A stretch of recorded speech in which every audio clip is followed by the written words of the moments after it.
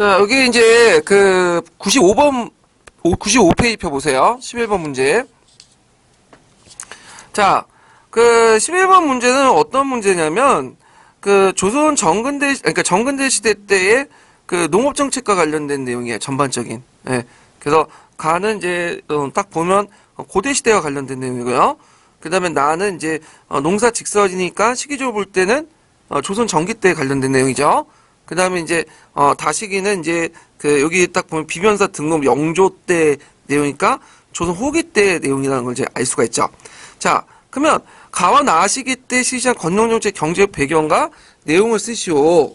이렇게 했는데, 자, 일단은 가사로는 이제 그 삼국시대 때 이제 그 지징왕 순장 금지 내용하고, 그 다음 백제 진울 기사 관련된 내용이죠. 순장을 금지시킨 여러 가지 이유가 있지만, 그건 농업 생산의 발전하고 관련돼 있죠. 그래서 농업 노동력을 막기 위한 거고, 진울은 그 농민들 경제 안정을 이제 깨하기 위해서 이렇게 한 건데, 그래서 삼국이 이제 중앙집권 체제를 정비하면서 효율적인 조세 제도를 마련해서 이런 농업 생산력 확보와 관련된 이런 일련의 경영 정책을 실시했다. 그리고 이제 그와 관련돼 갖고 이제 농업 생산 항상 내용을 교과서나 이런 데서 이제 외워갖고 쓰시면 되겠죠. 뭐가 있어요? 철제 농기구 사용, 그 다음에 우경에 의한 신경, 후환기간 단축, 수지시설 축조, 벼농사, 항무지 개간 이런 것도 있고 뭐 쟁기, 호미, 갱이, 보습 같은 철제 농기구 보급 같은 것들을 쭉 쓰시면 되겠죠. 예. 그 다음에 나는 이제 농사직설과 관련된 건데 이 농사직설과 관련돼서 뭐와 관련된 내용이죠? 항무지 개간과 관련된 내용이죠. 그래서 그 농사직설은 여러분도 알다시피 조선 전기 때 세종 때 만들어진 책인데 우리나라 풍토하고 농민의 경험을 바탕으로 해서 국가가 이걸 이제 편찬한 그 농서죠. 그래서 이 농사직설 자체가 또 예전에 한번 시험 문제 나왔던 거죠. 자, 그러면 이제 이 당시에 왜 그렇게 했냐? 그건 뭐 그 조선 전기 같은 경우에는 이제 이 시기가 이제 15세기 정도 되죠. 인구가 증가됐어요. 그래서 이 인구 증가는 고려 후기 때부터 계속 됐죠. 그래서 고려 후기 때 원나라가 이제 침입이 이제 몽고족이 침입이 어느 정도 이제 그 끊기면서 인구가 증가됐어. 그래서 인구가 증가되다 보니까 어떻게 됐어요? 많은 인구를 먹여 살리기 위해서는 농업 생산력 발전이 필수겠죠. 그래서 고려 후기 때부터 이 농업 생산 발전들이 되게 많았죠. 항무지 개간도 있었고, 뭐 강낭농법도 도입을 했고, 그래서 그 과정에 이항법이나 이런 것도 도입을 했고, 그 다음에 이제 시위법도 개선이 됐고, 그 다음에 이제 그 조선 전기에 나가면 영작상경도 가능하기 시작했죠. 예. 그래서 이런 것들을 쭉 쓰시면 돼요. 그래서 많은 인구를 부양하기 위해서 이런 것들 이제 고려 후기와 조선 전기를 이제 서로 연결시켜가지고 이제 보시면 되고요. 자, 그 다음에 다와 같은 양상이 나타날 수 있는 농업기술의 어떤 그 발전 쓰시오. 요거는 이제 뭘 관련된 내용을 써있어요. 조선 후기 때의 농업 생산의 변화 이런 것들을 쓰시면 되겠죠. 뭐 이항법, 경종법 일반화, 그 다음에 이제 여러 가지 농기구들이 이제 만들어지고, 그 다음에 이제 그 농업 경영 형태에서 이제 뭐냐면 작계제가 해체되고 타조법이 일반화되고 직영지 같은 농장제 형태가 이제 확산됐다. 뭐 이런 것들 쓰시면 돼요. 근데 이제 여기에서 이제 이때 시작자들 여러 토지 개혁론이 나왔죠. 그래서 이제 양극화, 토지 소유 양극화나 토지 경제의 양극화 이런 그 문제점을 해결하기 위해서 이렇게 했는데 여기 이제 그 관련된 내용이 한 가지 쓰시오 이렇게 했는데 참 애매해. 뭘 써야 될지. 근데 여기에서 이제 왜 한 가지만 썼냐? 그 답이 정해져 있는 답이 하나 있다는 거죠. 그래서 대부분 뭐 그 한전론 이렇게 주장하시는 분이 있는데 여기에서 딱 내용을 보시면 알겠지만 소유권보다 뭐와 관련된 내용이냐면 그 경작권 관련된 내용이 좀 있어요. 그래갖고 요런 것도 예를 들어서 그 다 사용 내용 중에 그들의 경작하는 땅은 병작이 아닌 것이 없고 많이 얻는 자도 십들하게 논에 불과한 병작이 나오거든요. 병작은 그 소유권과 관련이 없죠. 경작권이야. 그러면 여기에서 이제 볼 수 있듯이 경작권이 많은 사람들에게 공평하게 분배되는 게 아니라 뭐예요? 특정인들에게 집중이 됐죠. 그래서 그 밑에 보시면 제가 이제 282페이지 그 도표를 마련했는데 여기에서 보시면 이제 경영 분홍에서 농토 모아주기가 있어. 예전엔 똑같이 나눠줬는데 이제는 그 지주가 한 사람한테만 소작지를 지급해요. 그래서 이 사람이 이제 이렇게 가능했던 것이 강작이 가능했기 때문에 그런 거죠. 이거 나와 나는 이제 소작인데 몰락을 해. 소작권도 못 얻어. 그럼 이 사람들 되게 어떤 사람을 전락하겠어요? 고공으로 전락하죠. 그리고 이 사람은 이제 경험 분홍들이 뭐냐면 고용하는 형태죠. 예. 그러니까 이 당시에는 이런 걸로 볼 때 토지개혁론은 우리가 소유권에 관련된 내용이 아니라 뭐와 관련된 내용을 경작권, 분배와 관련된 내용을 좀 쓰시는 게 답에 좀 이렇게 맞을 것 같아요. 예. 그래갖고 제가 이제 대시한 답안은 어떤 답안이냐면 그 소작지를 군중 분배하던 대전론을 주장했다. 예. 대전론이 있거든요. 그래서 대전론을 제가 답으로 이렇게 다 나눴어요. 그래서 좀 잘 알려져 있지 않지만 대전론, 일부 지식인들의 정책교훈 대전론을 제시했다. 이렇게 좀 보시면 될 것 같아요. 그리고 이제 조선후기 때 밀란을 이제 할 때 그 내용 중에 소작권, 그 지주 전호제는 이제 소유권까지 건드는 그 개혁 요구를 하는 건 별로 없고, 농민들, 동학농민운동이나 그다음에 밀란들 보면 경작권 있죠. 경제권 분배가 상당히 중요한 부분이었다는 거죠. 예. 그래서 이제 이런 내용들 좀 같이 기억을 해두시면 될 것 같아요. 자, 그 다음에 뒤에 넘어가서 이제 조선시대 사상, 문화사로 넘어갈게요.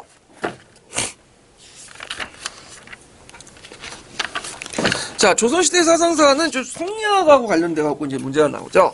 호남논쟁이라든지 이이나 이항사상 이런 것들은 이제 맞춰가지고 공부를 해주시면 되는데, 자, 일단 1번 문제를 풀어볼게요. 자, 다음은 어느 조선 중기 때 어느 성리학자들의 쓴 잠깐만요. 어느 성리학자가 쓴 이기 심성론에 관한 주장 일부다. 이 성리학자가 사단 7종 논쟁을 거치면서 이기 심성론에 관해서 독자적으로 제기됐던 주장을 쓰고 당시의 정치 상황과 관련된 형성된 이 성리학자 사상의 특징을 쓰시오. 자, 여기에서 이제 한문사조가 쭉 나오는데 한문사조 나왔다고 해서 당황하지 마시고 핵심 키워드만 잡으시면 돼요. 자, 여기에서 핵심 키워드는 앞부분에 있죠. 자, 뭐예요? 이기, 원, 불상리라는 말이 있어. 그러니까 이와 기는 서로 떨어지지 않는다는 거야. 서로 하나도 합쳐져 있는 그런 것들이죠. 그래서 이게 이론론적인 어떤 약간의 주장과 비슷한 그런 것들을 주장을 했는데, 요거는 누구냐? 이거는 이이죠. 이는 이제 기발 이승 1도설을 주장했죠. 이통기국론하고 기발 이승 1도설은 뭐예요? 그 당시 기는 바라고, 길이 바라고 누가 타는 거죠? 이가 타서 길을 조절한다는 거야. 그래서 이 기발 이승 1도설, 이통기국론, 뭐냐면 모든 사문엔 이가 내재돼 있죠. 근데 그 모양이 다른 건 뭐죠? 기의 차이 때문이죠. 그래서 이를 잘 발현하려면 기를 똑바로 해야 된다. 경제적인 민생 이런 것들을 강조했는데, 그래서 이제 그 주장학설은 이제 이통기국론, 기발 이승 1도설 이렇게 쓰시면 돼요. 예. 그래서 제가 이제 거기 285페이지에 3편 285페이지에 그 이와 이항 사상을 비교를 해놨어. 그것 좀 보시고, 그래서 이항은 이기 불상작, 그 다음에 이는 이기 불상리 이렇게 이제 있고요. 그 다음에 거기에 주리론하고 주기론 이렇게 비교했는데 좀 곤치세요. 이거는 이학파하고 이항학파 이렇게 곤쳐야지 좀 맞는 것 같아요. 그 다음에 이제 거기 이제 주의할 것은 제가 저기 이게 이론론이라고 했는데, 이를 실제로 이제 그 이나 이항이나 이 사람도 다 뭐예요? 이게 이론론자들이야. 네, 주자의 권한을 받아서. 네. 근데 상대적으로 이게 이론론 전제를 깔지만 상대적으로 이쪽이 어디에 좀 가깝죠? 이게 이론론에 가까워요. 그래서 그 심포셈이 좀 정확히 나왔더라고요. 그래서 우리가 보통 이제 그 심포셈을 거기 보면 그 이기 이론론하고 이기 이론론 이렇게 분리시켰는데, 심포셈에서는 이기 이론론 쪽에서 이제 이 사상을 접근했죠. 상대적으로 좀 그런 측면이 있다는 걸만 알아두시면 될 것 같아요. 자, 그러면 그 이의 어떤 특징을 보면 이가 이제 시대는 이항보다 좀 한 세대 뒤죠. 이 사람이. 그래서 이제 사림들이 정권을 담당을 했어요. 그래서 사림들이 정권을 담당해서 예전에는 이제 도덕적 원칙들만 강조했죠. 예. 근데 이제는 현실을 주도하는 개혁가 입장에서 상대적 기의 기능을 되게 강조하는 그런 것들을 이제 주장했다. 그래갖고 이제 대표적인 그 이해 사상들 그 개혁 내용을 보면 그 당 16세기에 어떤, 조선사에 여러 가지 문제점이 있었죠. 그래서 이런 문제점을 개선하기 위해서, 뭐, 수미법 실시 같은 걸 주장한다든지, 그 다음에 방군수포제 폐지, 그 다음에 이제, 신만 양변설 같은 게 있는데, 신만 양변설에 대해서는 뭐 여러 가지 학설이 있어요. 왜냐면 이게, 선조 순정실록에 적혀 있거든요. 그래서, 이것은 이제, 선조실록은 없고, 나중에 100년 뒤에 만들어진 수종실록이 적혀 있는데, 그 양병하자는 얘기는 뒤에 이의 행장에 있어요. 아마 행장에서 수종실록에 집어넣은 것 같아. 이 행장은, 수종실록은 누가 만들었죠? 노론 쪽에 얘기했죠. 노론 쪽이. 그래서 되게 서인들 계통이 애들이 이의를 되게 중요시 여기기 때문에 이의 행적을 부각시키는 과정에서 행장에 있는 내용을, 집어넣는데 이게 행장 같은 경우에는 예를 들어 갖고 이제 양병설 주장했긴 했지만 10만까지는 주장하지 않았다고 그래요. 예. 그래서 요게 사실인지 아닌지 지금 말이 많아. 그래갖고 요거는 좀 그렇고. 자, 하여튼 이런 내용들 좀 기억을 해두시면 되고. 자, 그 다음에 이제 2번을 볼게요. 자, 2번 보면, 자, 17세기 성리학의 발달과 학통에 대한 설명 중 옳은 것은 이렇게 있는데, 자, 학파와 관련된 정리 부분은 제가 286페이지 조선시대 학파, 그 3편 내용에 정리를 해놨고요. 문제 풀어보면, 자, 17세기 성리학의 발달과 학통에 관한 설명 중에 옳은 것은 이렇게 있죠. 자, 1. 북인 계열은 이항학통을 내세웠는데 항총사의 영향력이 컸다. 자, 북인은 대북 계통은 어떤 학파죠? 조식 계열이에요. 조식. 예. 그리고 이제 소북 계열은 서경덕 계열이고, 자, 항총사의 영향을 큰 것은 이건 남인 계열이에요. 남인 계열. 예. 그래서 나중에 갑술한국 이후에 밑으로 쫓겨났죠. 영남 지역으로. 그래서 항총사의 영향력이 확대됐다는 거. 자, 그 다음에 남인 계열은 서경덕 학통을 이었으나 저지를 중시 여겼다. 여기 남인 계열이 아니라 이거는 뭐냐면 저지를 중시한 건 대북이고, 서경덕 학통을 이은 거는 소북이죠. 이 남인 계열은 어디에 이은 거예요, 이거는? 이항하고 관련돼 있죠? 이항. 다만 이제 나중에 소북 계통이 이제 정파적으로 소실돼. 인조반정 이후에. 대북은 이제 쫓겨난 거 없어지고, 소북 좀 남아있다가, 얘네들도 이제 사라지거든요? 소북 중에 많은 세력들이 어느 쪽으로 넘어가냐면, 그쪽 어느 쪽이야? 남인 쪽으로 넘어가요. 예. 그래서 그 사람들이 이제 오늘 영락 남인이 아니라 얘네들은 근기 남인으로 이렇게 분류되는 그런 세력들이 원조를 따져보면 다 소북 계열들 갈려 나온 거예요. 예. 그래서 좀 서경덕적인 내용이 좀 있어. 얘네들이. 좀 실용적이고. 자, 그 다음에, 노론은 이의학통에 있었다고 자부하면서 양명학에서도 깊은 관심을 보였다. 자, 양명학에 관련된 내용은 뭐와 관련된 거죠? 이거 오판에. 네. 소론과 관련된 거죠. 소론. 양명학으로 고치세요. 자, 그래서 이제 틀렸고, 소론은 그 당시 송호의 사상을 바탕으로 이항의 학생에 호의를 보였다. 맞죠? 이 송호는 송호학파인데, 이 송호의 사상은 양명학, 노장 사상을 적극 수용했기 때문에 성리학 이해 상당히 탄력적이야. 그래서 송호는 주기론자지만 이항의 주기론적인 모습도 부분적으로 수용했다. 그래서 그 당시 소론 계열은 남인의 처벌에 대해서 상당히 온건하게 처벌했죠. 주장했잖아요. 그래서 이런 것들을 이제 볼 수가 있다.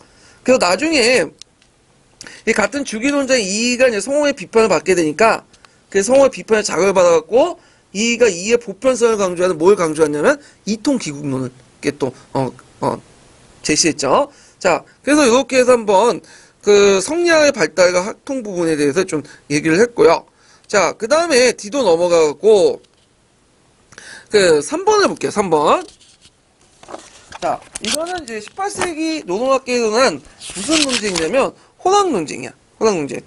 그래서 이 호락 논쟁은 이제 호론과 낙론인데, 원래는 이제 호락 논쟁은 누구와 누구의 논쟁이었냐면 남인하고 그 당시 서인 간의 논쟁이었는데, 나중에 노동학파 간의 이제 논쟁은 이제 바뀌게 되죠.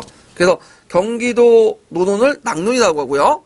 그 다음에 충청도 노론을 호론이라고 하죠. 그래서 낙론의 주장 뭐예요? 여기에서 이제 낙론의 주장 같은 게 인물 논을 주장하면서 인성과 물성이 똑같다. 그래서 오랑캐와 중화가 똑같다. 그래서 그 당시 청나라 문화를 받아들이자. 자, 이게 북한론과 연결되고 나중에 개화사상과 연결되는데, 자, 이에 반해서 이제 호도는 인물 성인론을 주장하죠. 인성과 물성이 다르다. 중화와 중화와 오랑캐는 다르다. 그래서 청나라 문화를 받아들이지 않겠다. 그런 논리가 나오죠. 예. 그래서 이제 이런 것도 있다는 걸 좀 기억을 해 두시고요. 그러면 여기에서 주의할 게, 우리가 이제 교과서에 좀 잘못된 부분이 있는데, 인물 성동론에서 이제 갈라져 나가는 것이, 인물 성인론은, 호도는 위전 척사 운동. 그 다음에 인물 성동론 같은 경우에는, 이렇게 이제 갈라지는 것이, 개화사상, 북한론, 이렇게 했는데, 그건 좀 약간 잘못된 부분이에요. 인물 성인론을 주장했던 이 호돈 세력들은 이미 세도 정치기 때 멸족당했어요. 정치 세력으로서. 그래서 개항기 때 남았던 세력들은 낙론 계열이에요. 다만 이 낙론 계열에 두 가지가 남았죠. 그래서 하나는 아까 개화사상과 연결돼 있고, 또 여기에서 니를 강조하거든. 낙론 계열은요. 이통 기국 중에 이통을 강조해요. 그래서 니를 강조하면서 유리도로 발전돼. 그래서 이 사람들이 뭘 주장했냐면 위전 척사 운동을 주장했어요. 그러니까 낙론 안에서 두 개가 나눠지는 거예요. 예, 위전 척사 운동. 그래서 위전 척사 운동은 유리론을 주장했던 노동 계열의 이런 사람들과, 그 다음에 남인 계열 있죠? 영남남인. 이 영남남인도 이제 19세기는 유리론 같은 걸 주장하거든요. 그런 계열들이 합쳐갖고 위전 척사 운동을 주도했다. 예. 그래서 이제 우리가 알고 있는 인물 성인론자들이 위전 척사 운동을 주도한 건 아니에요. 예, 인물 성동론에서 두 개가 갈려나온 거야. 극단이 나타난 거야. 원래 양극단이 뭐예요? 극단은 소통한다고. 트럼프하고 김정은 많은 닮죠? 다만 주장 내용이 다를 뿐이죠. 예. 자, 이렇게 이제 좀 보고 문제 풀어볼게요. 3번을 보면 송시열 직계자들이 전개된 사상 논쟁으로 홍대영 박지원은 호도를 계승했다. 이건 틀렸죠? 홍대영 박지원은 북학자로서 낙론을 계승했죠. 그래서 청나라 문물을 적국주 수용하자는 입장이었고, 자, 2번 보면 이 논쟁은 노동 내부에 북학사상이 형성된 내재에 대한 요인이 됐다. 맞고요. 자, 낙론은 인물 성의론의 입장에서 중화한 인간만이 될 수 있고 물성은 이해 범주에 속한다라는 기준의 하위론을 그대로 계승했다. 이건 아니죠? 뭐죠? 호론이죠. 그 다음에 여기 보면 호론은 인물 성동론 입장에서 사물과 물체는 구분할 수 없다는 논리를 제시해요. 자아에 대한 각성각계 하위론에 극복하는 계기가 됐다. 이건 호론에 대한 내용이 아니라 낙론에 대한 내용이에요. 네. 그래서 호락론제도 한번 나올 가능성이 있어요. 예전에 딱 한 문제 나오긴 했는데 나올 가능성이 좀 있는 거예요. 왜냐면 수능이라든지 한국사 능력에서 좀 약간 몇 번 나오거든요. 예. 자, 그 다음에 뒤에 넘어가서 4번 조선후기 양명학에 관련된 내용을 좀 볼게요.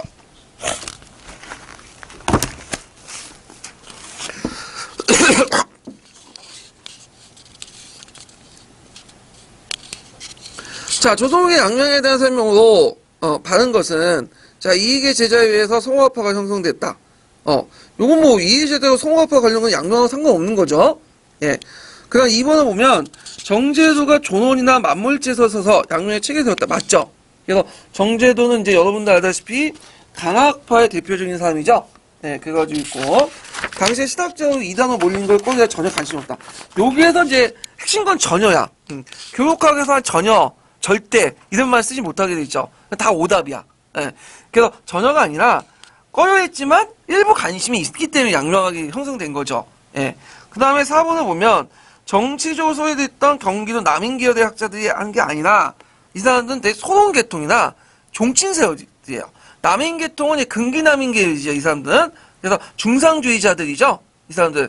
그렇죠. 이 중상주의자는 기본적으로 예전은 양명학자가 아니라 성리학자들이에요. 이 사람들은요.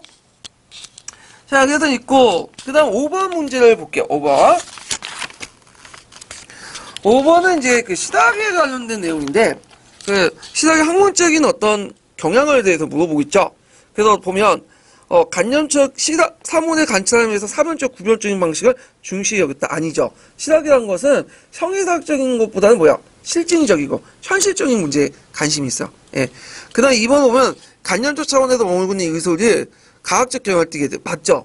그래서 시작 같은 경우에는 아까 실증적인 측면에서 강조했더니 그 어떤 형이삭적인 측면보다는 임상 경험을 강조해. 임상 경험. 임상 경험이 뭐야? 환자를 직접 진료해보고 그 경험을 바탕으로 해서 글을 쓴 거죠. 그 대표적인 책이 뭐냐면 그 조선후기 동의보감 같은 그런 책도 있죠. 그 다음에 논의의 초점이 통치권에 강화된 권력구조의 문제에 집중돼 있다. 이들은 이제 농업과 상업에 집중돼 있죠. 그래서 농업을 강조한 사람은 중농주의, 토지 문제. 그 다음에 이제 생산력 발전이나 상업진흥과 관련된 사람들은 중상주의. 이렇게 있고요. 그 다음에 명분론이 절대적 권위를 가졌고 사회논리가 해익적으로 전개했다. 이거는 이제 그 17세기 송시열을 중심으로 해서 노동계열이 성리학의 교조화된 형태.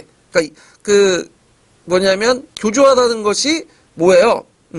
그 당시 주자가 한 말을 시대적 변화에 상관없이 절대적으로 믿는 거죠. 탄력적으로 수용하는 게 아니라. 그래서 답이 2번이 되겠죠. 자, 그 다음 6번 같은 게 시닥의 영국 경향과 관련된 내용인데, 자, 그 시닥 같은 경우에는 우리가 보통 조선 후기 때의 내용을 이제 시닥이라고 하지만, 그 대개 보면 이제 그 시대마다, 뭐냐면, 새로운 학문, 이런 것들 시닥이라고 해요. 그래서 이제 탄력적으로 이해할 필요가 있는데, 여기에서는 이제 조선 후기에 한정돼서 얘기를 해볼게요. 그래서 시닥의 영국 경향, 이런 것들을 이제 좀 보는데, 자, 그 1번을 보면, 한만의 역사학자들은 사장에 대해서 경학의 관점에서 시닥을 이해하고 연구했다. 요건 조선 초기 때 시닥이죠. 예. 그래서 이제 그 뭐냐면, 조선 초기 때 이제 그 내용이고, 한만의 역사학자들이 이제 주로 시닥을 논의할 때는 조선 후기 때 내용이에요. 예. 그 다음에 2번을 보면, 1930년대 역사학자들은 시닥을 응용과학적 실용학문을 이해하고 이에 관심을 갖게 됐다. 이거는 20세기 때 초, 예, 구한말 때부터 관심을 갖고 있어요. 예. 근데 이제 30년대 들어오면서 이걸 바탕으로 해서 이제 본격적인 연구를 하게 되죠. 그게 이제 계기가 됐던 그 운동이 조선학 운동이죠. 그래서 이 조선학 운동을 계기로 시닥이라는 개념이 형성이 되고 이제 연구하기 시작해요. 자, 그 다음에 3번을 보면 그 1960년대 일제 신민사관의 극복적 논리로서 시당 연구가 해봐야겠다. 맞죠? 사상적인 측면에서 내재적 발전론에 입각해서 근대성의 맹학을 거기서 이제 찾아보고 했고, 1970년대 자본주의 맹학론이 등장한 게 아니라 자본주의 맹학론은 이미 60년대 등장했고요. 요 당시에는 이제 종전에 60년대 등장한 자본주의 맹학론을 비판하기 시작해요. 포스트 모더니즘 관점에 따라서. 예. 그래서 이제 연구 경향에 대해서 쭉 나왔는데, 요 부분은 어디에 있냐면, 그 구특강 있죠? 구특강이 나와 있어요. 그 구특강 앞부분에 그 서론 부분이 있거든요. 총론인가? 총설인가? 요 부분에 있어요. 예. 그 신학과 관련된 연구 경향인데, 나올 가능성은 없을 것 같아요. 이거 예전에 한번 나온 것 같은데. 자, 그 다음 뒤에 넘어가서 7번을 볼게요. 자, 7번부터는 이제 구체적 시닥자들의 주장 같은 것들 이제 나오는데요. 되게 이제 이거 시험 문제 많이 나오죠? 시닥자들의 주장. 보통 3년에 한 번씩은 나온 것 같아. 제 기억으로는요. 그래서 이제 요것도 어떤 시닥자가 뭘 말했고, 어떻게 이제 어떤 토지 기억론을 주장했고, 이런 것들을 이제 같이 생각해 보면서, 보시면 되고, 중상주의와 중농주의자들의 어떤 그 주장들, 이거 다 어디에서 교과서나 통론이나 특강에 있죠? 그런 내용들을 이제 좀 정리를 해보시는 것도 좋을 것 같아요. 자, 그러면 7번 문제 볼게요.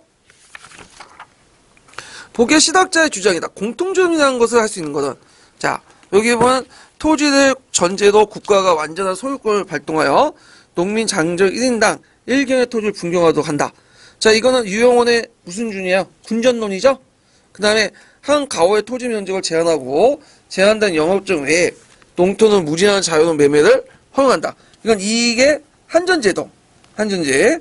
자, 그 다음에 농가 30가호를 1려로 하고 여장으로 지휘하에 공동경작하여 세납을 공제한 수확량을 노동력에 따라 분배한다. 이거는 정양홍의 여전제죠.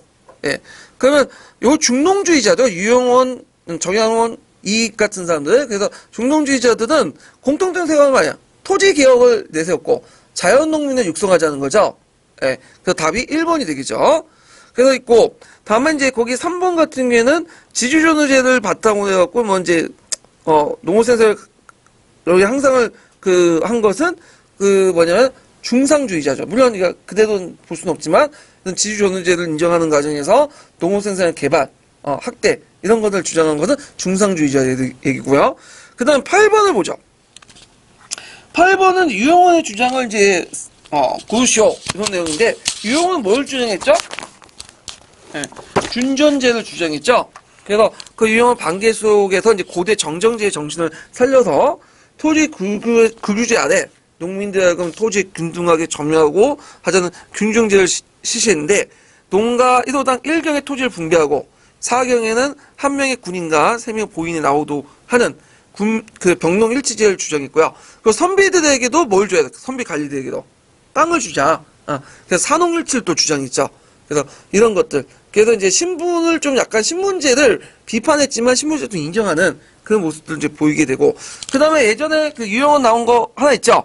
뭐와 관련된 거? 노비종무법. 노비종무법 주장했어요. 그래서 노비를 점진적으로 없애고, 그리고 대신 농업 노동자 머슴으로 대체하자. 뭐 이렇게 주장했던 사람인데, 자, 그래서 답은 금방 나오죠. 2번이죠. 그래서 자연농업 바탕으로 산홍일치의 교육제도를 확립을 주장했다.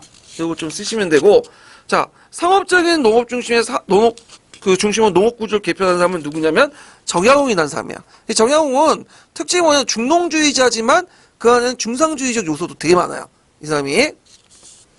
그 다음에 토지 매매를 허용하여 점진적으로 토지 소유의 그 평등을 이룩하자. 이게 누구야? 이게 한전제죠. 그래갖고 이제 이 한전제를 제가 293페이지에 도표로 이렇게 한번 정리를 해봤어요. 그래서 그거 한번 보시고요. 그래서 최소한 영업전을 두고 영업전이 부족한 부분은 살 수는 있지만 팔 수가 없어. 근데 초과한 부분은 팔 수 있어요. 그 대신에 살 수는 없어. 그러면서 이제 점진적으로 장기적으로 보면 어떻게 해요? 점점 토지의 균등화를 깨하는 그런 정책들이 뭐냐면 이게 한전제다. 그래갖고 이제 뭐와 비슷하냐면 왕전제인가? 왕망의 완전제 있죠? 어떤 초과분 있고 초과분은 나눠주는 일가친척되게 그런 식의 이제 내용도 있네. 자, 그 다음에 요게 농민생활 안정을 토대로 항촌의 단위의 방어 체제를 강화했다. 자, 이거는 누구가 주장하냐면 정약용이라는 사람이 주장하는 정약용. 제 발음이 잘 안 되는데 정약용이 주장했죠. 예, 그래서 있고, 자, 그 다음에 9번을 보면 9번은 이제 뭐냐면 둔전제죠. 둔전제. 그래서 다음에 서술된 토지개혁을 주장하는 시학자들은 그래서 둔전제와 관련된 둔전제는 누가 주장했냐면 서유구가 주장했어요. 그래서 서유구는 이제 정조 때부터 순조 때까지 대학자인데 이 사람은 유명한 책을 썼죠. 뭐예요? 임원경제지 아시죠? 예, 임원경제지나 의상경제책이나 이런 것들을 이제 썼는데 요게 이제 의상경제책에서 군dun이 아니에요. 군dun은 뭐죠? 농경일치제인데 민dun은 그런 거 아니죠. 그러니까 국가가 민dun을 조성해가지고 여기 둔전제를 실시하고 그 다음에 여기에 이제 서운이나 각도, 각읍, 북방의 변읍, 이런 거 이제 하고, 이 둔전을 누가 관리하냐면 부민들이 관리해. 그래서 둔전장 임명하고, 그래서 둔전민들이 거기 들어가서 농업기술을 배우고 곳곳에 전파시켜 주는 거야. 그러니까 예전에 2005 때 국토개발사업하고 좀 비슷해. 그 내용이. 자, 그래서 제가 이제 둔전론하고 한전론의 차이점을 제가 밑에 294페이지에 이렇게 비교해 놨어요. 네. 그래갖고 이제 좀 참조해 주시고요. 그래서 답이 4번 서유구 이렇게 쓰시면 되겠죠. 자, 그 다음 뒤에 넘어가서 10번 문제 볼게요. 10번. 자, 10번은 이제 뭐냐면 정약용이 주장한 내용인데 그걸 이제 보면 첫 번째가 천자가 무리가 추대하여 이루어진다. 대중이 추대하여 만들어지고 대중이 추대하지 않으면 만들지 않는다. 이거는 정약용이 탕론에서 밝힌 거죠. 탕론이라는 건 탕왕 아시죠? 은나라. 그래서 은나라 세웠던 탕왕의 예를 들면서 백성의 나라의 근본이 밝히면서 인본적 왕도 정치를 역사한 부분인데 이 탕론은 청명을 받은 왕이다. 청명을 받은 왕이 청명을 거슬 경우에 뭐예요? 왕도 교체할 수 있다. 네, 추대받을 수 있다. 이런 것들을 주장한 건데 이건 명말청주 항초이 있죠. 항초이도 그 주장했어요. 그래서 항초이가 이제 무슨 항초이가 중국의 노스하고 부르죠. 네, 왕도 황제도 무능하면 교체할 수 있다. 이렇게 주장을 해요. 근데 이제 여기 한계가 있어. 이 사람 한계가. 교체 주체를 일반 백성은 안 붙죠. 누구 본 거야? 사대부 양반 지식인 본 거야. 그래서 위로부터의 개혁, 위로부터의 추대 이런 것들을 이제 염두에 둔 건데, 자, 그 다음에 이제 두 번째 부분은 여전제죠. 그래서 여전제라는 것은 이제 마을 주민들이 여장의 지위 아래 공동 경작하고 노동력에 따라서 분배하는 제도예요. 예. 그래서 노동력에 분배하는 제도이기 때문에 사회주의와 좀 유사해.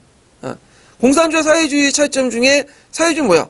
노동력에 따라 분배되는 거고 그 다음 단계 공산주의 뭐죠? 마르크스가 필요에 따라 분배되는 거죠. 예. 그래서 사회주의와 비슷한 농장제 경영 방식을 이제 강조했는데 그럼 답이 뭐겠어요? 공동 경작제 실시와 전제 군주제 비판. 1번이겠죠? 거기 이제 항종 방위 체제는 이제 주장했긴 했지만 여기는 그 한 내용에는 없고요. 그 다음에 정전제도 주장했지만 정전제 내용이 아니죠. 여전제고. 요때 전전론은 여전론이 너무 이상적인 거니까 그 대안으로 현실적 방안으로 정전론을 주장하는데 요때 정전론이라는 것은 이제 우리가 생각한 맹자의 정전론이 아니에요. 그걸 재해석한 정전론이죠. 그래서 노동력에 따라서 이제 분배해서 점진적으로 실현하자 이런 내용이고요. 그 다음 자연농민 육성과 뭐 유식자 비판 이런 내용도 없죠. 그래서 답이 1번이 되겠죠. 1번. 자, 그 다음에 11번 문제 보자. 이 99년 추가 문제인데, 자, 이거는 지휘과와 관련돼갖고 또 역사과와 관련돼갖고 나왔어요.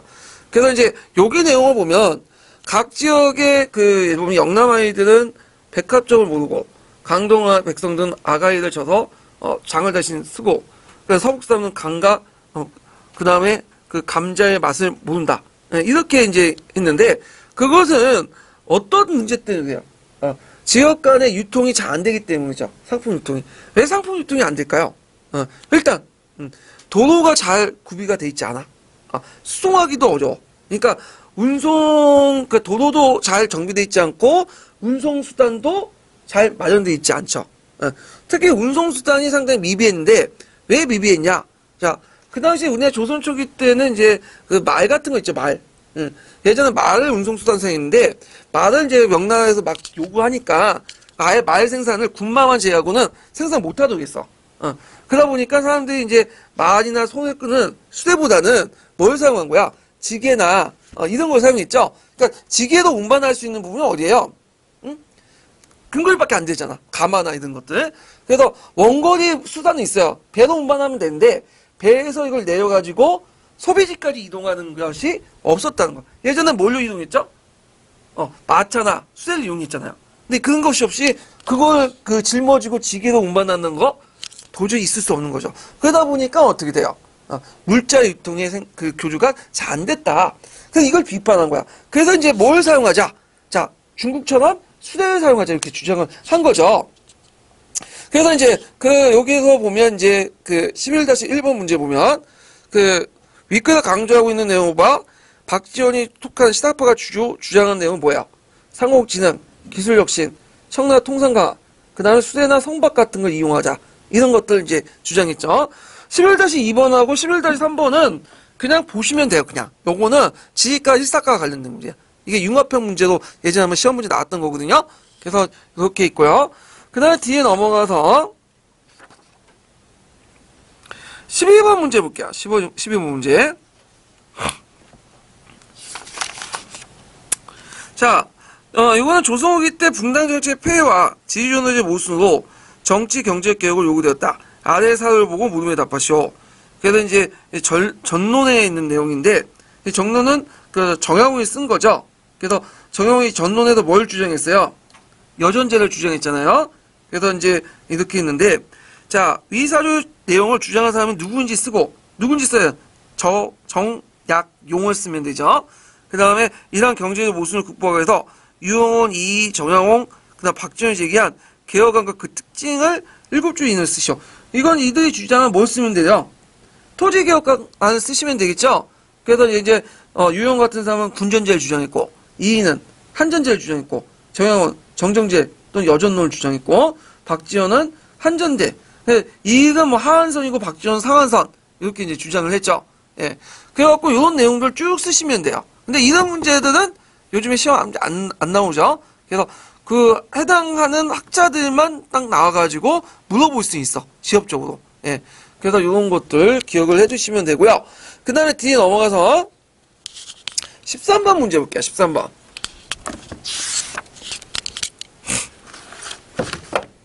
자, 13번은 이제 시각자들의 어떤 기술 지능, 이런 것들과 관련된 내용들인데요. 자, 한번 문제 풀어보면. 자, 가와 다의 저자에 대한 설명으로 그 뭐냐면 옳은 것은 자 가는 보면 이제 그 중국은 물산이 풍부할 뿐만 아니라 한 곳에 머물지 않고 유통된다. 수대 사용이 이익이다. 그래서 영남에서는 새우젓을 모으고 서부는 강과 감자의 맛을 동감하지 못하고 바닷가에서는 생선을 거름으로 쓰는데 서울의 기한가는 무엇인가? 물자 유통이 안 됐기 때문이죠. 예. 물자 유통이 왜 안 되냐? 이거는 수송수단이 발달하지 못했기 때문에 특히 아까 수대 같은 거 있죠? 예. 이런 것들을 이제 뭐냐면 만드는데 그 제대로 하지 못했기 때문에 그런 건데 그래서 이거는 어디에 나오냐? 박지원의 열하일기에 나와요. 예. 근데 박지원도 되게 웃긴 게 그럼 자기가 만들지. 그래서 학자들 보고 비난한 거예요. 선생들은 뭐 서생들은 유교경전만 읽고 공자 맹자 주자만 얘기하는데 기술에 대해서 천시한다 하면서 막상 자기는 하나도 안 만들었어. 지는 뭐 했죠? 소설책만 썼죠. 예. 자, 근데 나는 보면 시롱이 답하기를 심화도다 너의 아도마미여 이렇게 쭉 나오는데 요거는 뭐와 관련된 거냐? 홍대영의 의산문답이죠. 그래서 홍대영이 이제 의산문답은 이제 의무조산이라는 산이 있어요. 조선하고 청나라 국경에 있는 거기에 의무조산에 시롱이라는 그 뭐냐면 할아버지가 살고 있는데 허자라는 성리학자가 와가지고 그 대화를 하는 거죠. 그래서 이제 여러 가지 우주론이나 기술 같은 것들, 서양의 과학 기술 이런 것들 얘기하는 건데 요 의산문답은 요거 외에도 또 뒤에 한 문제 나오죠. 또 그래서 의산문답 좀 중요하니까 좀 기억을 해두고 자 그럼 다는 이제 뭐와 관련된 내용이냐면 그 인간과 심생이 다른 거는 뭐 때문에 기회가 있기 때문이다. 그 기회론을 주장했던 정약용이죠. 정약용의 기회론과 관련된 내용이죠. 정약용은 직접 자기가 이제 뭐냐 유형고도 만들고 그 다음에 이제 또 그 거중기를 이용해서 하성도 관리하고 하성 건축에도 이용하고 그랬거든요. 자 그러면 문제를 풀어볼게요. 1번 보면 가는 유형고라는 수레를 직접 생산을 활용하기도 했다. 유형고는 정약용이 제작한 그 수레예요. 그래서 기존의 수레보다 작고 바퀴산이 많다고 알려지고 있어요. 지금 실물은 없지만 그래서 이거는 수원성을 축조할 때 이용했어요. 네. 그 다음에 가는 이제 허생전 노질을 지어서 북벌론과 양반대 허위의식을 비판했죠. 그래서 허생전은 여러분들 이제 문학작품 시간에 이제 아실 거고, 호질도 그 당시 그 양반대 위선들을 이제 하죠. 어떤 양반이 이제 가부 좋아하다가, 가부하고 짝짝꿍이 놀고 있는데, 그 가부의 자식들이 그 양반들을 도깨비, 도둑놈 알고 막 쫓아가다가, 그 양반이 도망가다 저희 똥간에 빠졌잖아요? 그래서 기어 나오는데 호랑이가 오니까 호랑이님 살려주세요 하니까 아이 너 같은 더러운 놈은 도저히 상대 못하겠다면 도망갔잖아. 그냥 갚아졌잖아요. 그 호질인데 이게 이제 호질하고 그 허생전은 열하일기 있죠. 열하일기의 약자 형태로 들어가 있어. 그 안에 들어가는 소설이죠. 그래서 이제 이런 것도 있고 그래서 가는 맞고 그다음 나는 역학도에는 김성문이라는 사람이 있어요. 김성문이 최초로 지전선을 주장했거든요. 네. 지전선은 뭐야 지전선? 지구가 스스로 자전한다는 뜻이죠. 예. 그래서 이것이 홍대영이 또 주장했죠. 홍대영은 또 천문학에도 관심이 있었어요. 그래서 자기 이제 집에 그 큰 호수를 만들었고, 거기에 농수각이라는 그 정제를 만들었고, 천문 형상들을 관측하고 그랬거든요. 그래서 이제 요건데, 나는 역학도에도 접수한 거는 그 홍대영이 아니라 이 김성문이라는 사람이야. 홍대영도 관심이 있지만, 이 역학도에는 김성문, 지전설, 예. 그래서 이런 것들을 연관시켜서 보시면 되고 그 다음 나는 청해 가서 청주조세를 받고 서학서를 다수 구입할 기부했다. 자 이거는 이제 이승원과 관련된 거죠. 이승원. 그래서 이승원은 정조 7년에 1783년에 북경에서 이제 서양 신부들에게 최초 세례를 받은 사람이야. 그래서 이제 한국 최초의 교회를 설립했던 사람이 이승훈이다. 네, 이런 것들 좀 기억을 해주시고 이승훈은 그 13년 기출문제도 나와요. 이 사람이. 그래서 있고. 그 다음에 이제, 다는, 중국과 조선의 역대 사물을 1400개 항을 고중학적으로 백과사전을 편찬했다. 그래서 이거는 이제, 뭐와 관련된 내용이냐면, 이구경이라는 사람이 있어. 이구경. 19세기 중반 때 사람인데, 오주 연무 장정상고라는 게 있어요. 오주 연문 장정상고. 그래서 거기에 역사, 경학, 천문, 지리, 불교, 서학 등 총 1417 개의 항목을 다루는 내용을 그 당시 이제 실어놨는데, 이 백과사전이라는 게 상당히 중요한 게 근대성의 한 징표로서 보이거든요. 그래서 종전의 어떤 지식을 잘 정리해서 체계적으로 분류해서 서로 공유하는, 그러니까 우리 카페처럼 지식이라는 것이 서로 나눔과 공유가 돼야지 확산이 되잖아요. 예, 그런 거와 비슷한 거. 근대성의 한 징표로서 사용됐는데, 우리나라에서는 오주 연무 장령상고고, 그다음에 중국에서는 우리가 이제 명청 시대 때문에 사고 집성 같은 거 있죠? 예, 고금 도승 집성, 이것도 일종의 백과 사전이죠. 자, 그래서 이제 있고, 그래서 답은 몇 번이에요? 2번이죠. 2번. 그래서 이런 내용도 좀 기억을 해두시면 되고, 참고로 이 정약용 같은 사람은 상당히 실천적인 지식인이죠. 이 사람을. 그러니까 말과 행동이 일치되는 사람이야. 그래서 그 사람은 배다리도 건설했고, 정조가 그 당시 이제 수원성 행차할 때 배다리 아시죠? 주교. 지금도 군대에서 만들잖아, 많이. 야. 근데 물론 이거에 대해서도 이제 설이 많아. 배다리를 만드는지 안 만드는지. 왜냐 그 내용이 그 정약용의 그 행장에만 있거든. 비석에만. 이 비석과 행장 못 믿어. 왜냐 좀 가장돼서 말하거든요. 죽은 사람에 대해서. 근데 뭐 어차피 뭐 책에 이렇게 있으니까 애워두시고. 예. 그다음에 수원성 축조 때 거중기를 이용했고, 그다음에 이제 유형고 같은 거 있죠? 수의 일종 이런 것들을 사용했다. 이렇게 좀 기억을 해주시면 돼요. 자, 그다음에 뒤에 넘어가서 이제 천주교와 관련된 내용을 이제 볼게요. 다음 문제 15번 문제. 자, 김교사는 다음 교수학습 지도안에 따라 수업을 진행했다. 밑줄진 기획과 미응에 해당하는 교수학습 활동으로 가장 적절한 것은 이렇게 했는데, 자, 신학자 이익의 제자 중에 서양의 과학기술에 관심을 두고 서학을 연구하는 인물들이 등장했다.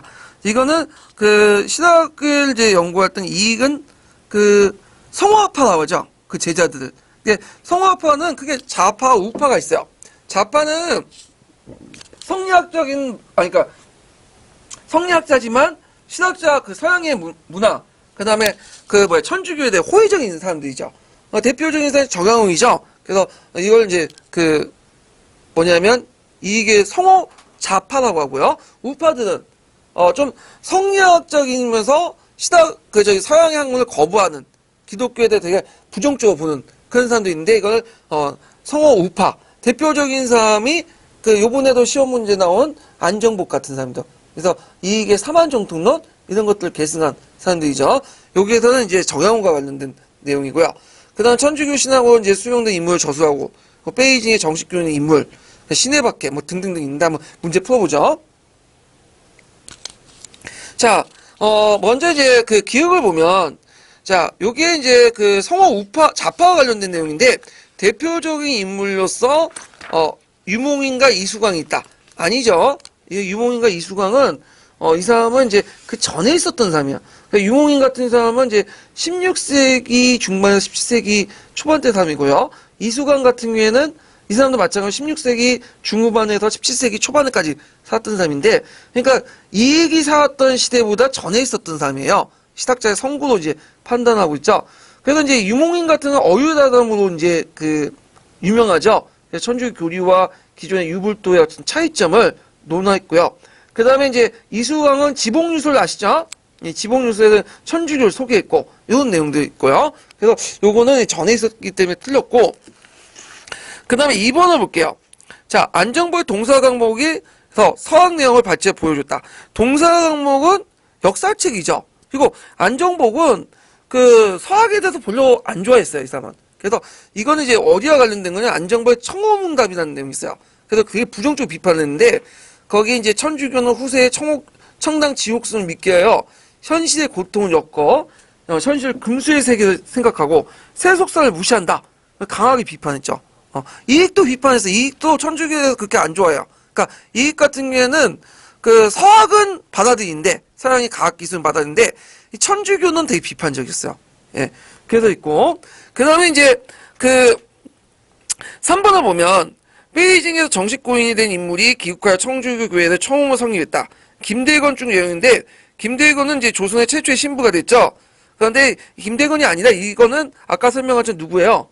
예, 이승훈이야, 이승훈. 그래서 이승훈이 북경에 가서 서양인 신부부터 세례를 받고, 기국 후에 이벽, 이간한, 그 다음에 정약종 형제들하고 이제 영향을 주면서 그 당시 이제 최초로 정기적 신앙 모임을 갖고 최초로 천주교회를 세웠고 그 다음에 이제 요 김대건이라는 인물은 아까 얘기한 것처럼 그 뭐예요 이건 최초의 신부야 이 사람은. 그래서 나중에 그 뭐냐면 병호박해 때 순교를 당해요. 병호박해 때. 그건 좀 다른 내용이고요. 그다음 리을을 보면 신의 박해가 일어난 원인을 설명한다.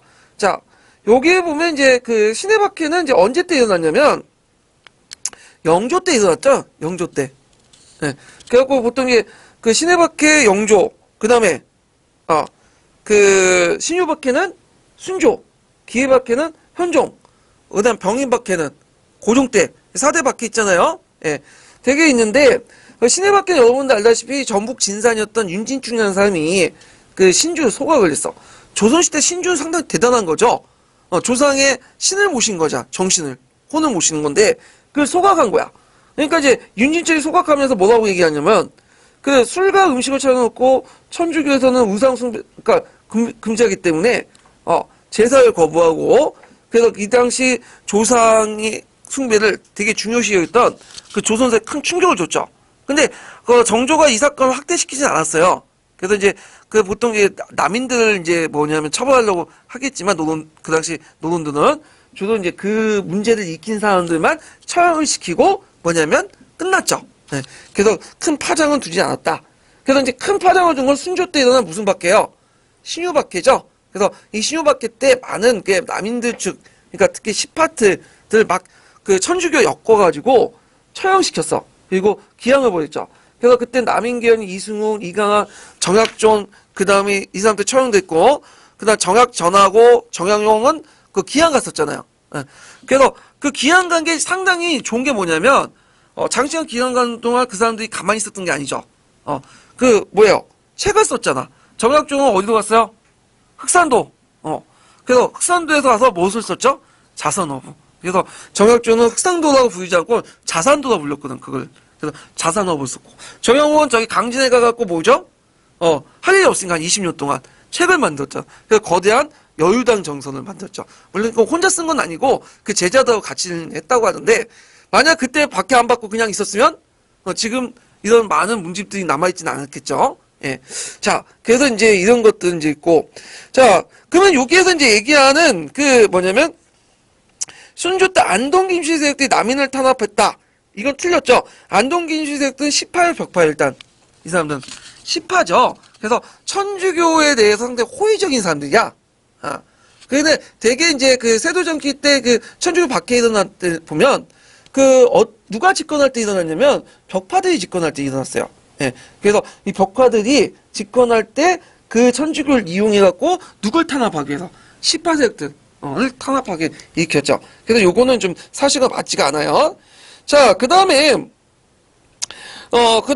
미은을 보면 자, 흥성대원군의 천주교 박해를 빌미로 해갖고 읽은 게 무슨 박해죠? 이거는 마지막 박해였던 무슨 박해지 갑자기 병인 박해. 그래갖고 이제 그것 때문에 병인 양후가 일어나죠. 그래서 프랑스군이 강화도에 침략했다가 정족상성에서 패배한 후에 그 외교장각 도수를 낙탈냈죠. 그래서 이제 그 당시 그 양영수 아시죠? 정족상성에서 그들 했고, 그다음 문수산성에서 한승건이 격파했죠. 그래서 도망가는 가정에 이제 후퇴하는 가정에 뭐예요? 저기 강화읍성에 있는 외교장각을 들러서 불을 태웠어. 그냥 불탔는데 가만히 보니까 책이 좋거든. 그러니까 이제 뭐냐면 가져간 거야. 그래서 그 학자들은 참 안타까운 게 그냥 약탈만 하고 100% 가져가는데 반은 태우고 반은 가져갔거든. 그냥 가져가지 약탈. 약탈했으면 지금 남아 있잖아. 그냥 반이 없어졌어 그냥. 하여튼 그때 이제 그 가져간 책 중에 상당수 뭘 차지하고 있으냐면 외교장각 위계가 있어요. 예. 그래서 이제 어람용 위계거든요. 그래서 이제 왕실 행차나 이런 것들을 그려놓는 그 의계들이 있는데 이게 이제 최근에 교섭 끝에 2011년에 장기 대여 형식으로 가지고 왔죠. 예. 그래서 지금 국립박물관에 있는데 매년마다 갱신을 해야 돼. 그냥 주지 않아. 왜냐 그냥 주면 프랑스가 뺏어온 모든 그 세계 그 약탈물들을 어떻게 해요? 문화재들을 다시 줘야 돼. 선례를 남기기 싫다 해가지고 그 장기 대여 형식으로 그냥 빌려온 건데 우리가 그냥 안 주면 돼요. 배째라면 어떡할 거야? 그래서 약탈물도 그 뭐냐면 육개라는 걸 약탈했기 때문에 그 요구할 수 있는 거고, 예를 들어 그 뭐냐면 그 뭐 직지 있죠, 직지.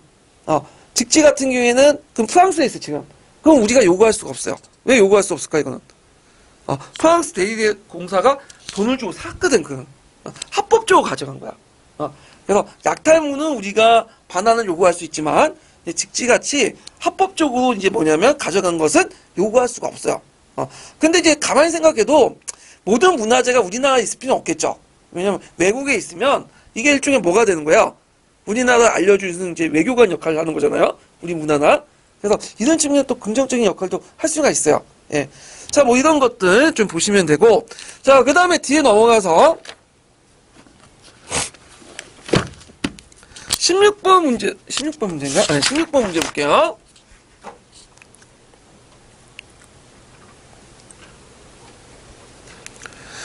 자, 16번 문제는 이제 다음은 조선후기대 시작자 3인이 세계관에 엿볼 수 있는 자료다. 가와 나를 통해서 파악할 수 있는 공통된 역사인식의 특성과 다의 요지를 각각 쓰시오. 이게 이제 전공 공사와 있고, 그 밑에 있는 내용도 비슷한 내용인데, 그 내용이 이제 뭐냐면, 그 여러분들 이제 그 조선후기 때 들어온 지도 중에 유명한 게 있죠. 마테오이치의 공영만국 정도야. 그래서 이 공영만국 정도는 비록 중국을 중심으로 했지만 중국을 실측을 해서 다른 나라 여러 나라로 이렇게 보이게 하는 그런 게 있죠. 그래서 예전에 그 세계 지도 같은 게 중국을 되게 딱 그려놓고 나머지 나라는 아예 없거나 조그맣게 그려놨잖아. 그래서 중국 중심적 어떤 세계관이 있었는데 이 지도를 보면 중국도 여러 나라 중에 하나라는 걸 인식할 수 있어요. 그래서 지리적 인식에서 세계사적 인식에서 중국 중심의 어떤 그 인식을 깨는데 이용했죠. 그래서 이런 것들이 지리적 인식의 변화가 역사적 인식의 변화로 연결되죠. 그래서 그 내용을 좀 보면 중국이라는 것은 대지 한가운데 한 조각이 불과하다. 크게는 이제 구주 또한 한 나라이고 작게는 초나라 역사 한 나라고 쟤네도 한 나라다. 그래서 이거는 이익이 얘기한 거죠. 이익이 이제 마테오니치의 공영만국 정도를 보고 이런 것들을 이제 얘기했고, 이익 같은 경우에는 사만정통을 주장했지만 이 사람은 중화이익이라는 구분 하이간 자체는 부정했어요. 특징이죠. 그 다음에 나 같은 경우 홍대용인데 이거는 홍대 다면서에 있는 내용이야. 그래서 세상에는 지구에는 중심이 없다는 거야. 각자가 있는 게 뭐죠? 중심이죠. 네. 그리고 지구를 중심으로 본다는 것도 웃기는 얘기죠. 이 사람이 무한우주는 주냐죠. 그러니까 우주는 수많은 항성들로 있고 항성하는 우리 같은 지구 같은 행성도 있고, 그래서 이런 것 중에 보면 지구는 뭐냐면 작은 먼지에 불과하다는 거야. 거기에서 무슨 중심을 논할 수 있냐. 그래갖고 이제 이렇게 했고, 그래서 중국 중심의 어떤 세계관을 부정을 했죠. 그 다음 다는 이제 뭐냐. 자, 성인의 보는 중국이면서 오랑캐 같은 행동하며 오랑캐를 대우받고, 오랑캐라면 중국 같은 행동하며 중국을 대우를 할 뿐이다. 요건 누가 주장했냐면 정양홍이야. 정양홍은 하이든 이제 인정해요. 근데 그 하이의 기준이 혈통이나 이런 것들이 아니야. 뭐가 중요하죠? 문화적 역량이 있느냐 없느냐. 근데 문화적 역량이 있으면 이게 뭐가 되는 거야? 중화가 될 수 있고, 문화적 역량이 없으면 중국인 한족들도 뭐가 되는 거죠? 오랑캐가 된다. 이거 누가 주장한 거죠? 약간 비슷한 게? 그 옹정제가 주장한 거 있잖아요. 대의강미록.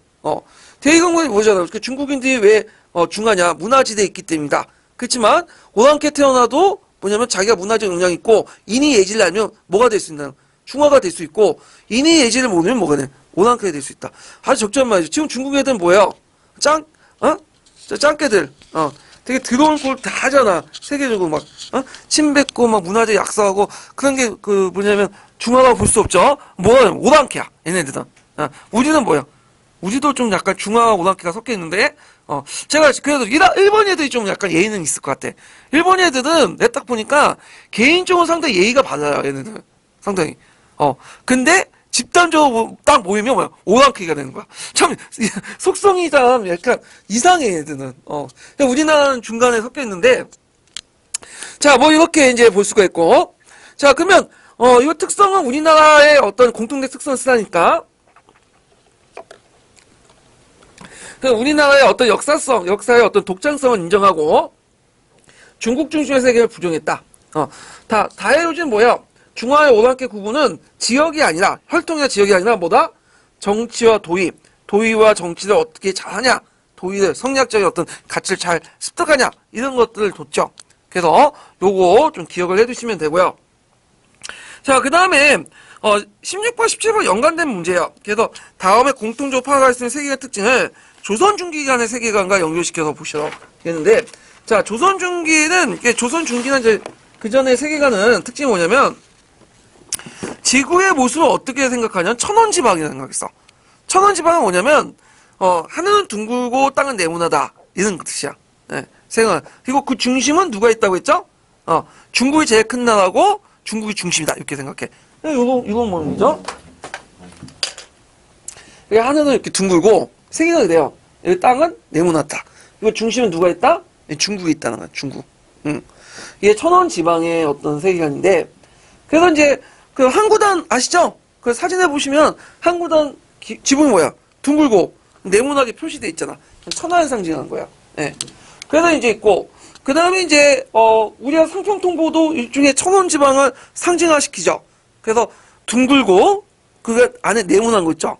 이런 것들 이제 연관시켜서 보는데, 자, 이런 것들이 이제 여기 보시면 알겠지만 깨지게 되죠. 그래갖고 여기에 보면 신학자는 마테오 니체의 공룡만국 정도를 보고 진구는 둥글고 중국도 일개 국가라는 걸 인식하게 되는 거죠. 예. 그래서 이제 뭐냐면 중국 중심의 어떤 지리적 인식관이 세계관이 어떻게 깨지면서 이것이 역사관에도 영향을 미치게 된 거야. 중국 중심의 역사관도 부정하는. 그래서 이런 내용도 있는데 요 17번도 이제 16번하고 연결시켜서 보시면 돼요. 예. 자, 요 그 관련된 내용이 한국사 능력 검증에도 자주 문제가 나오거든요. 그래서 요것도 한번 나올 가능성이 있어 앞으로. 예. 그래서 나와 있고 그와 관련돼서 이제 18번 문제 보시면 알겠지만 마테오 니체의 공룡만국 정도가 나오죠. 예. 뒤에 보시면 자, 이게 2010년도 문제인데 이것도 되게 어려워요. 그래서 요거 웬만한 개선세 없는 내용이야. 그래갖고 제가 이걸 그 근거 찾으라고 근거 찾아 산말을 했거든요. 그래서 저기 그 교보문고 있죠. 교보문고에서 하루 동안 고생했어. 네.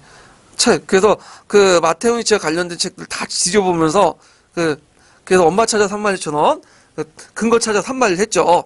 그래가지고 겨우 근거 찾아내서 분석을 해놓은 거예요. 예. 그래서 2010년도 문제들이 되게 어려운데 이게 이제 뭐 세계사로 분류할지 한국사로 분류할지도 뭐냐면 좀 예매해. 왜냐면 우리나라와 연관돼 있잖아. 그래서 그냥 제 편집하는 과정에서 요거 한국사에다 집어넣었어. 어차피 요거 그 앞부분 신학자의 그 지리적 인식과 연결된 거니까. 자, 그러면 한번 이제 18번 문제를 이제 풀어볼게요. 자, 그 다음 지도와 관련된 설명으로 옳지 않은 것은 그래서 위의 지도는 이 마테오 니체의 공룡만국 정도인데 이 마테오 니체는 여러분들 알다시피 예수의 선교사죠. 그래서 이 명나라 때 바닷길로 와서 그 중국에 들어가고 중국에 필요한 역사, 천문, 지리 같은 걸 알려줬어요. 그래서 중국 포교에 큰 역할을 했는데 마테오 니체는 기국은 어떻게 했을까요? 기국은 안 했죠. 그냥 죽었어요. 그냥 중국에서. 그래서 예전에 한번 그 기출문에 나왔죠. 마테오 니체가 무슨 길을 이용해갖고 중국에 들어갔나? 네, 바닷길. 네. 자, 그러면 이제 그 공룡만국 정도를 볼게요. 자, 옳지 않은 걸 보니까 자, 요 여백에 보면 딱 보면 그 안에 뭐 글자가 깨알같이 적어놨죠. 뭐 또 하나의 지도도 있고 이건 뭐냐면 이제 그 예수와 선교사들이 이런 지도를 만드는 이유가 뭐겠어요? 일종의 제1의 목표가 뭐야? 포교죠. 예. 그래갖고 이제 포교를 하려니까 문제가 뭐냐면 중국인들의 어떤 천원지방적인 어떤 세계관을 깨야 돼.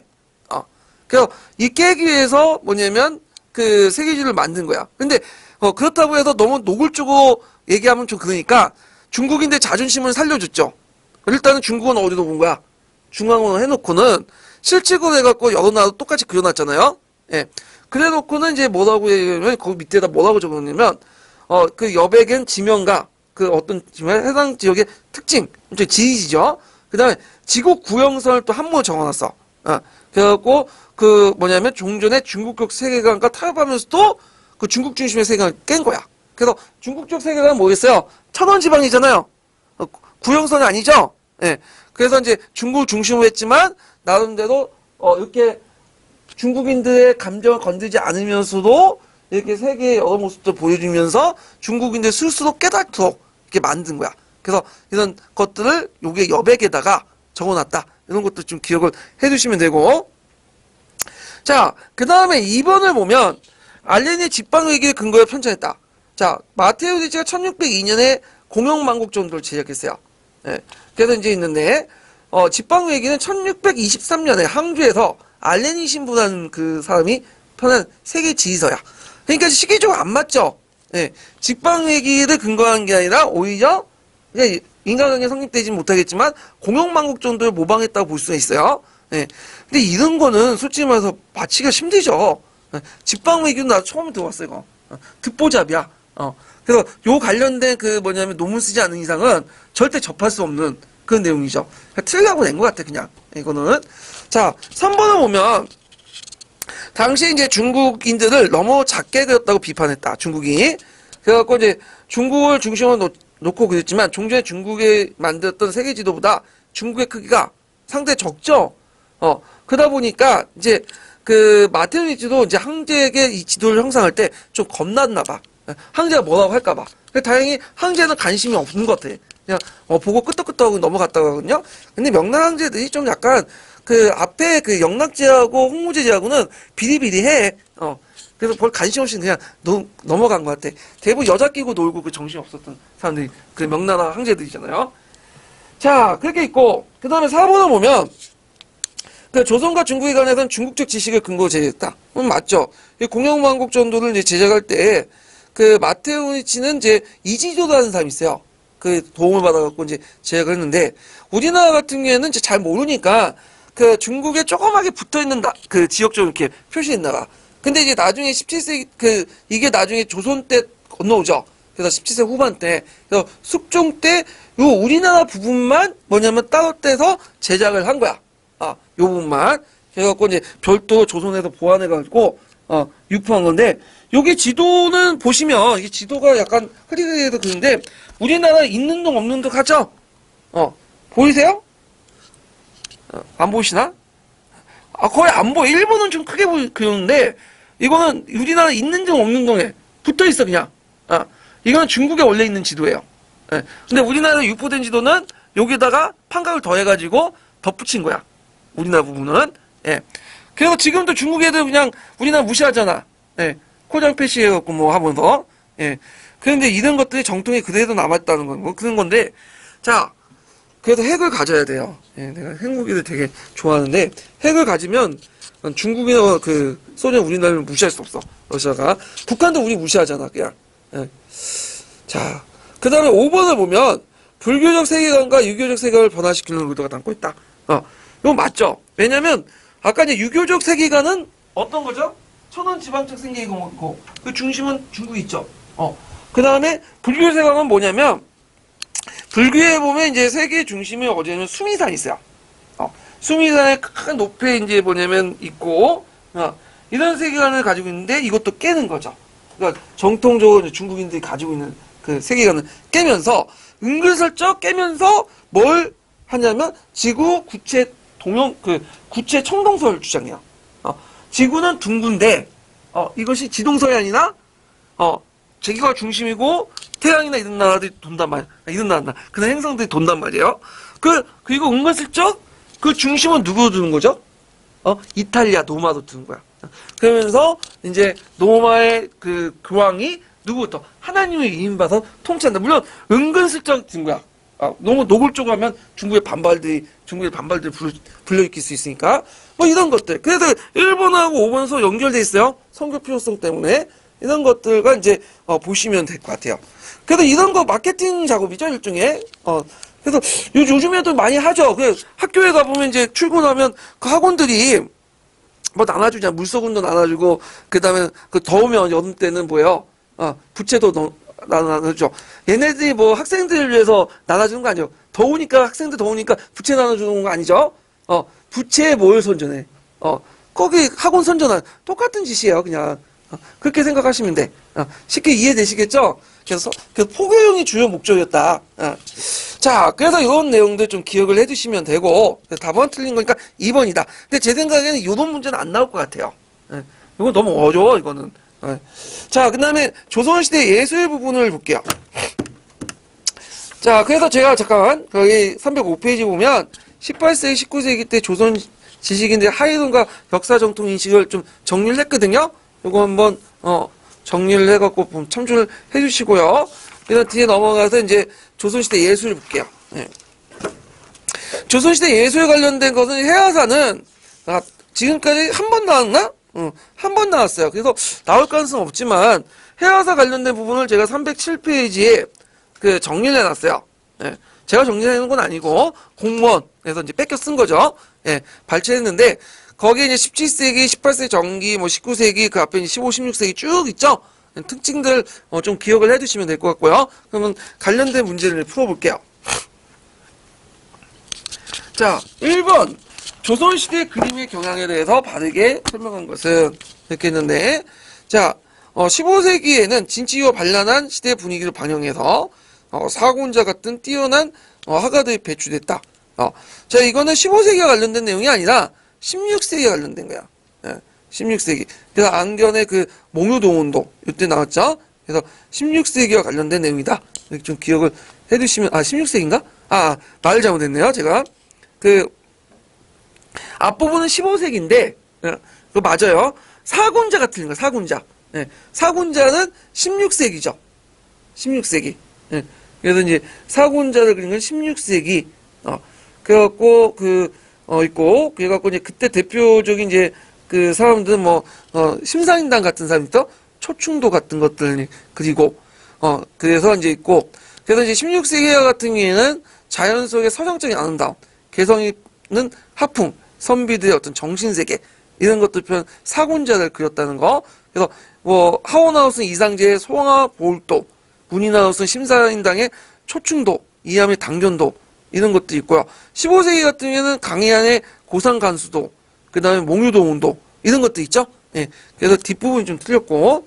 자, 그 다음에 이제 그 2번을 이제 보면, 그 강계로 호방을 비추어 자연 속에 파묻힌 깊은 사색에 빠진 인간의 내면 세계를 그렸다. 요거는 16세기가 아니라 15세기 때죠. 그래서 자연 속에 파묻혀 깊은 사색에 빠져갖고 인간의 내면을 그린 그런 것은 강해안이 그렸던 고상간수도 있죠. 고사간수도. 예. 그래서 이 고사간수도가 이 대표적인 작품이죠. 예. 그거 찾아보세요. 치면 나와요. 예. 그 다음에 이제 3번을 보면 17세기 산수화가 유행했어요. 특히 김명국, 통신사였던 김명국이 일본 하단에 영향을 끼쳤다. 맞죠? 그래서 이제 17세기 때 이제 영향을 끼쳤다는 걸 좀 기억을 해두시고요. 그래서 김명국이 이제 대표적인 작품이 달마도나 설종 기도도 뭐 이런 것도 있어요. 예. 그 다음에 이제 19세기 때 진경산수화가 등장했고 김홍도의 심용부에서 해화사의 절정기를 맞았다. 자, 진경산수화를 얻었던 사람이 누굴까요? 이 사람은 진경산수화는 갑자기 생각이 안 나네. 이 사람이 누구지? 정선이지, 정선. 예. 그래갖고 이제 그 진경산수화가 있고 김홍도 그 다음에 그 누구야? 아까 이제 심용복 같은 사람은 근데 이 사람들은 이제 18세기 때 사람이죠. 18세기 때.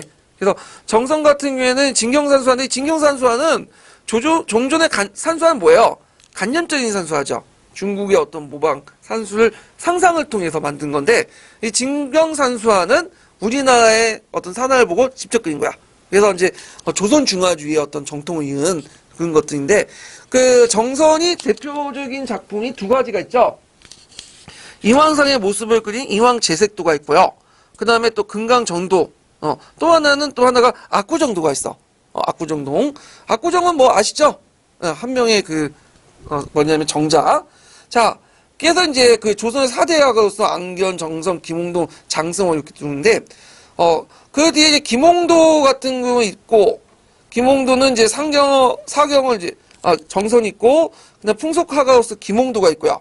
그다음 심유복은 이제 잘 알려지지 않지만, 뭘 그리고 유명하죠? 오늘날 포르노, 야동. 그래서 여자들 주로 그리고 여자들을 모습 때 예전에 그릴 때는 이제 건건한 모습, 성리학적인 어떤 모습을 가지고 그렸는데 어떤 모습? 남녀 간의 사랑, 감각적인 거. 그러니까 그 당시에 이런 포르노를 뭐라고 하냐면 야동을 추나라고 했어요. 추나. 그래서 그때는 욕을 많이 얻어먹었는데 지금은 상당히 비싸죠. 이 사람이. 문과 비싸. 그래서 이거는 18세기 때 사람이에요. 자, 그 다음에 이제 있고 19세기 여기는 안 나왔지만 19세기 때는 다시 복고풍으로 이제 돌아가죠. 19세기 때 유명한 사람은 누구냐면 김정희 같은 사람 있죠. 예. 그 김정희가 뭘 많이 그려? 세안도. 세안도 그 한국사 능력검증 시험에 나와요. 그 다음에 이제 또 뭐냐면 그 술과 여자를 두고 하시면 그림을 그릴 수 있는 장승업이라는 사람이 있어. 예전에 한번 그 영화 소재가 됐던 사람이죠. 그래서 이제 그 해화사 관련된 부분도 좀 기억을 해두시고요. 한국사 능력검증 시험에 보시면 알겠지만 그 그림 같은 것들은 문제 많이 나오거든요. 그림 주어지고 그 그림의 특징, 뭐 누가 그렸냐 이런 것들 많이 물어보니까 파악을 좀 해두시는 것도 좋을 것 같아요. 자, 그 다음에 이제 조선시대 과학사로 넘어가죠. 과학과 기술과 관련된 내용들인데 요건 좀 쉬었다 할까요?